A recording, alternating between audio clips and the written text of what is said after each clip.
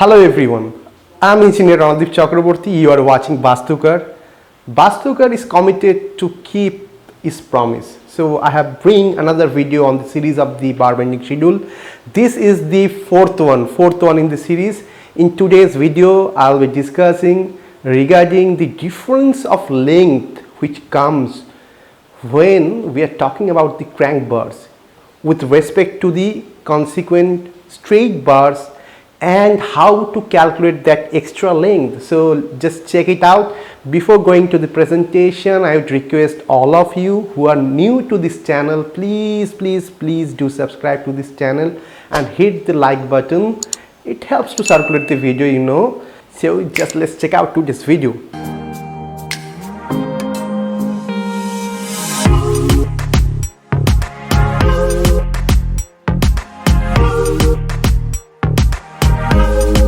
So engineers, on screen of the AutoCAD you can see a schematic drawing.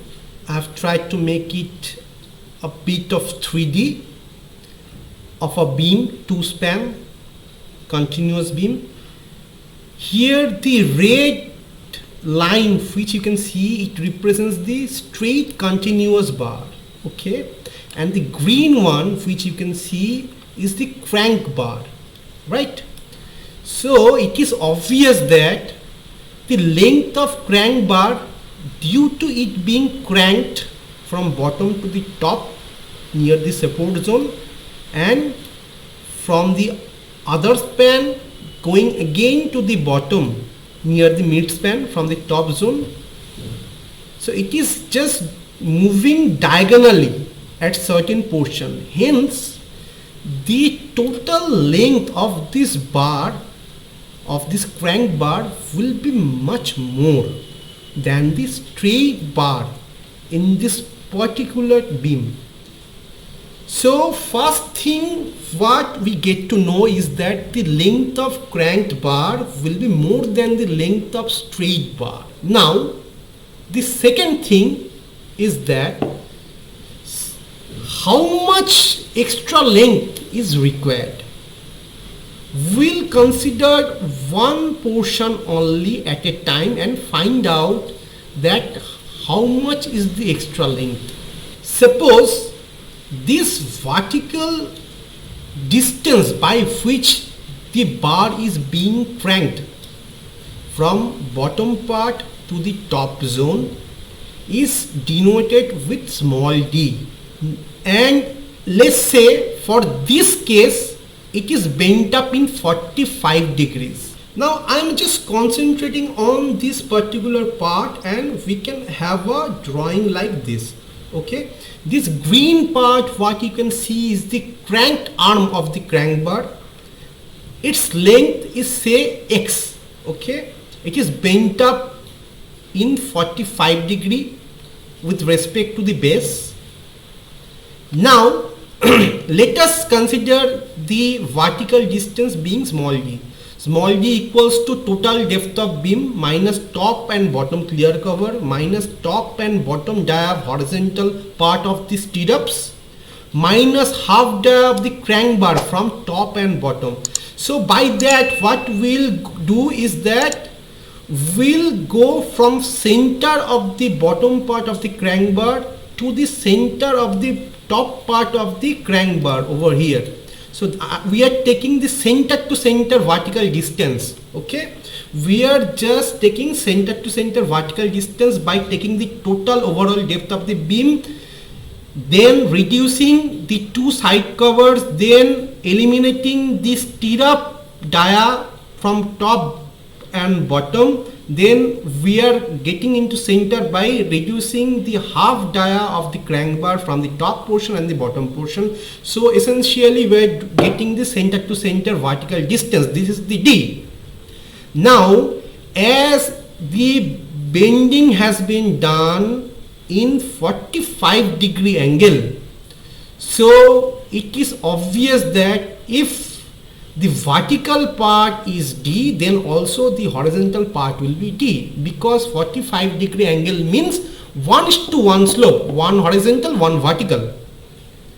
Now by using the Pythagoras theorem, or by using the trigonometry, you can find out the value of the x in terms of the d. Let us just check using the trigonometry.